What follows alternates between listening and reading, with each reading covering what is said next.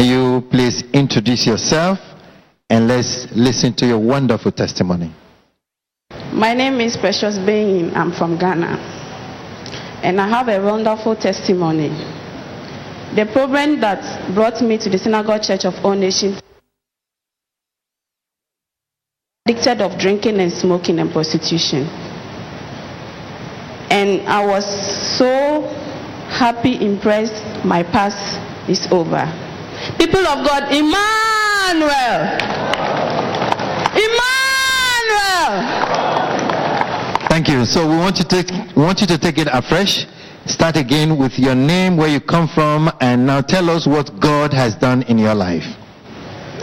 My name is Precious Beyin. I'm from Ghana. The problem that brought me to Synagogue Church of All Nations was addicted of drinking and smoking and prostitution. And today I'm here to testify to the glory of God. Okay. I was delivered on the 7th of March 2015. And that's how many years ago? 3 years ago. Okay. So can you share with us a little bit about what you were delivered from, your past? Today I see my past very horrible and very terrible, but I would share it with the people of God for them to know what God can do. I see myself today as a blessing to man of God, as a blessing to Emmanuel TV, because God has really done a lot in my life, and I'm really grateful. I was a prostitute, yes, and not just the cheap one on the street. This one was the executive prostitute on ministers and big men in my country. They are looking at me. I destroy a lot of homes.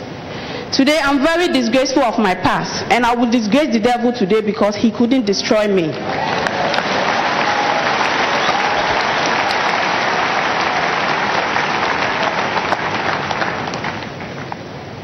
I'm very happy today because the devil is in a shame. I was a prostitute for 15 years. I was out of school when I was just in JSS 2. And this problem really destroyed me a lot in some ways, because I was a problem to my family, a disgrace to my mom and my dad. They were even ashamed to say, we know her, she's our family member. But today, by the glory of God, they came to me for advice. They came to me for help, all because of the grace and the anointing I received on that 7th of March. I was delivered. Truly, my deliverance was successful. And after my deliverance... Okay, before you talk about your deliverance, you said for 15 years you were living a life of prostitution and smoking, drinking. Tell us about the smoking, drinking, how bad it really was, because there are many people all over the world today who are also listening to you and are in that bondage, but they hate their bondage but don't know how to get out of it. So what can you say about the life then, and did you try to stop, and what was the result? The life then was very horrible and disgraceful, because all the money I make out of this prostitution, I just use it to drink and smoke. The only thing I eat is to drink and smoke, to go to clubbing, to dress indecently, to go to places that no one has even told me to go, all because I want to go there to get men. Even if I don't want to go, they will call me out. And the life over there was very horrible to the extent you don't even know where you are standing. You start drinking and smoking, and after you drink, you just see yourself doing the things that you don't want to do outside, which will even disgrace you and your family. Prostitution is very bad. People of God, anyone watching me now in the whole world, I will tell you, do not be ashamed to let the devil out. Come out to the Synagogue Church of All Nations, and man of God, Prophet T.B. Joshua, God will intervene from him to your life to be changed. My life there was very terrible. I moved from houses to houses, destroying people's homes. A lot of women lose their husband all because of me and the evil spirit in me called that prostitution. No matter who you are, if you come to my life, you will never go back to your wife.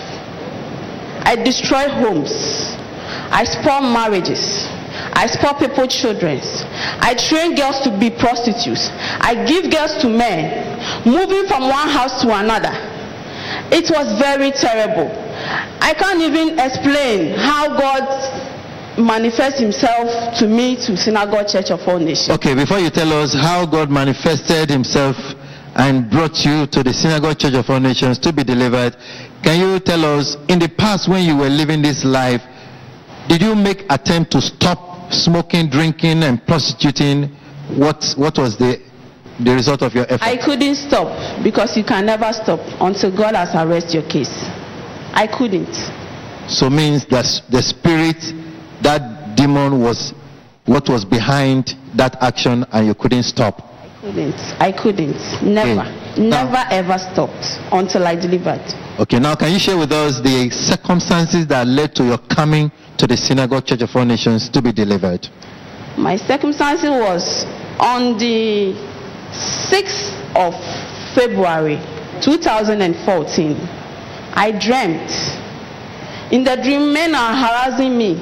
Come to me, come to me. And it's like I was tired. I don't even know what. I was weak in the dream. I just saw a man coming to me. Don't you know that she's my daughter? Why are you harassing her? This is just a daughter of God the demon wants to destroy. From then, I don't even know what is called Emmanuel TV, what is called Senior Man of God, Prophet TB Joshua. I've never seen him before. What is called Man of God? I don't even. I saw him in my dream that 6th. And the next year, on February 6th, the same date, I saw a woman with a sticker on her car. And she's close to our family, like a family friend. So when she saw me, I didn't even mind her. I was just standing there talking to someone, my client, who have to pick me up in the night. We are going out. So when the woman just saw me, she said, you come here. Every day you are doing all these things. Look at what you are doing. Look at how you are standing outside. You don't even look nice.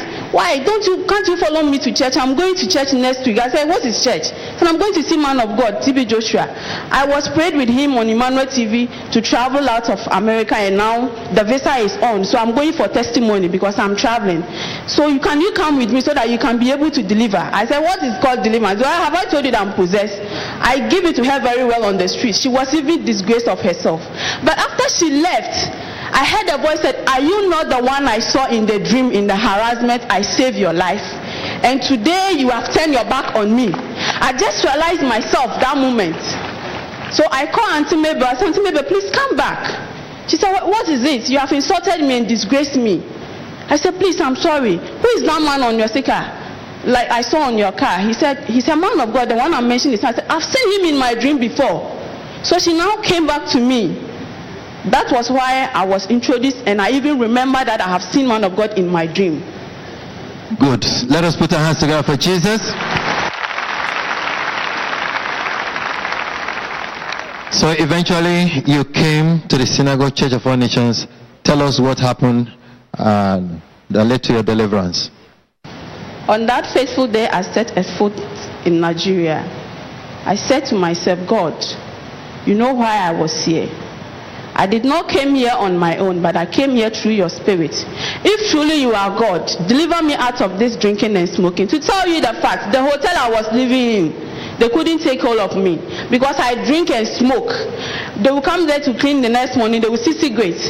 So I will be hiding it, but the man working there is a member here. He said, I used to see you. Is there anything you are not saying? Because that church, if you don't say the truth, you can never be fulfilled for your grievance. You have to bring out all the truth so that Man of God can deliver you. And now he was peppering me for me to say all the truth for like 3 days. And now come and say, Doga, it's true, I'm a bad girl. I came here for deliverance. I drink, I smoke, I prostitute. As I'm here, I always go out there, down there, wait for the boys to smoke. And I can't even go to that. Before I realize the church time has passed. That's how I'm spending time here. I can't even enter the church. The next Sunday, he forced for me to come here. And I was booked for a prayer line on 7th of March. I spent like 3 weeks here in Nigeria before my deliverance was successful. And after on the 7th of March, that Man of God delivered me. Something comes out of me. I was like empty. If I'm walking, I will be thinking I will fall, but it's like something heavy has get out of me. I can sleep well. even if I hear a cigarette scent, I want to vomit, or I want to just find somewhere to stand to have a breathe. I can't even breathe out. Like, hallelujah. That was as soon as the man of God, Prophet Joshua, prayed for you at the prayer line, your life completely changed. Something left you. You became light, and the urge to smoke, to drink, to meet men was gone, right? Yes. Can you describe what you felt after the man of God touched you at the prayer line? I couldn't see anything, but what I felt was, I felt like I have collapsed. I thought I have collapsed, but I still see myself, I have stand. And after that, I became light, like something just do like something heavy, boom, just like that. And I became light, very light. I used to ask myself, do I have a weight? Because I was very light that time, like a paper. I'm walking freely. I move freely, like I'm empty, like I'm free, happy all the time. Shall we put our hands together for Jesus? So we thank God for your life. Since after your deliverance, you went back to your country. Tell us what God Almighty began to do. After my deliverance, I have my testimony on the following Sunday, and I was blessed with a money from man of God, which was so much blessed with money. We call money. He's a real man of God. He blessed me very well. He really blessed me. And with the blessing, I did not just make use, I did not just waste it, because he's a man of God. I have to make him proud.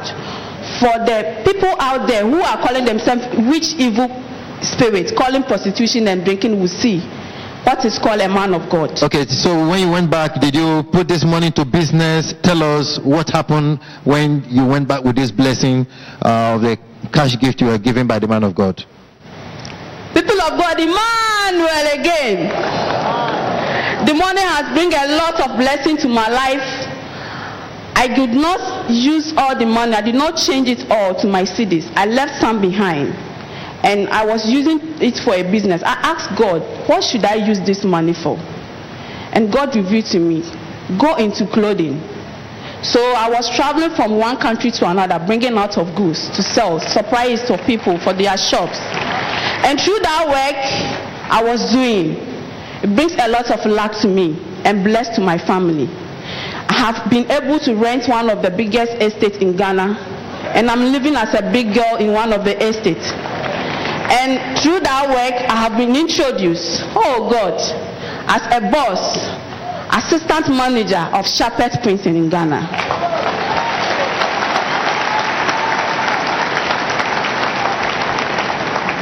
Glory be to God in the highest. We thank God Almighty for what He has done in your life. We know you have so much more to say, but just time is not on our side. Now, from what God Almighty has done in your life, looking at your past, where you're coming from, what advice do you have for people who are listening to your beautiful testimony now? The advice I had for people out there listening to me right now is, you know, when God wants to bless you, He will test your faith. Before I can be able coming to stand here for a testimony, I've really passed through. But for the first time I passed through was the middle of the year. But the rest was blessing. So if you are a child of God, your faith will be tested. That doesn't mean God is not by your side. The living God is always by your side. But without your faith getting tested, you can never be a child of God, because you can never receive your blessing. Now today I'm disgraced of my past, because now I see myself as a new creature, as a new beginning of life. I'm blessed, lifted. Everywhere I go, favor is favoring me. I've never regret delivering, and I've never regret being a Christian. Shall we put our hands together beautifully for Jesus Christ? So thank you very much. Thank you for coming back to share this wonderful testimony with the people of God, and we want to encourage you, the step of faith that you are taking to maintain your deliverance continue, because those who are delivered by Christ's word must be ruled by His word. And as you continue to draw closer to God Almighty and make His word the standard for your life, be assured that the best is yet to come in Jesus' name. And you're coming back someday to give greater testimony of what God Almighty will do in your life in Jesus' name. Let us put our hands together for Jesus. Escuchamos otro poderoso y maravilloso testimonio de esta mujer que viene desde Ghana. Ella dice que el motivo que la trajo a la sinagoga iglesia de todas las naciones era un espíritu de prostitución, de fumadora y adicta al alcohol. Ella dice que este espíritu la estuvo atormentando por muchos años y que ella era una prostituta ejecutiva, era una persona que salía con personas importantes de su país, como personas de gobierno. Dice que este espíritu la llevó a destruir muchísimos hogares y que cada vez que ella salía con estos hombres terminaba siempre en esta adicción al cigarrillo y al alcohol. Ella cuenta que un día ella tuvo un sueño en la que muchos hombres la estaban atacando, la estaban alando y la estaban afectando, y dice que ahí apareció un hombre que la rescató. A ese momento ella no sabía nada acerca del profeta T.B. Joshua o de la sinagoga iglesia de todas las naciones aquí en Nigeria, y dice que finalmente se despertó, y exactamente un año después ella dice que estaba en la calle llevando a cabo su labor de prostituta cuando una amiga de la familia vino y la confrontó. Le dijo que ella por qué estaba haciendo esto, que eso no era una vida para ella, y dice que vio en el sticker de aquella mujer al hombre de Dios, la calcomanía de la mañana, y dice que la vio y que cuando la mujer la estaba confrontando, ella incluso le insultó, y después de que esta mujer se fue, ella recordó aquel sueño donde el mismo hombre que apareció a rescatarla era el mismo hombre que estaba en la calcomanía de la mañana, es decir, el hombre de Dios. Y dice que eso fue como ella buscó a esa amiga de la familia, vino a Nigeria, a la sinagoga iglesia de todas las naciones, y recibió oración por parte del hombre de Dios, e inmediatamente ese espíritu de prostitución la abandonó, y ese deseo por el cigarrillo y el alcohol la abandonó, y su vida cambió completamente. Además, el hombre de Dios le dio una bendición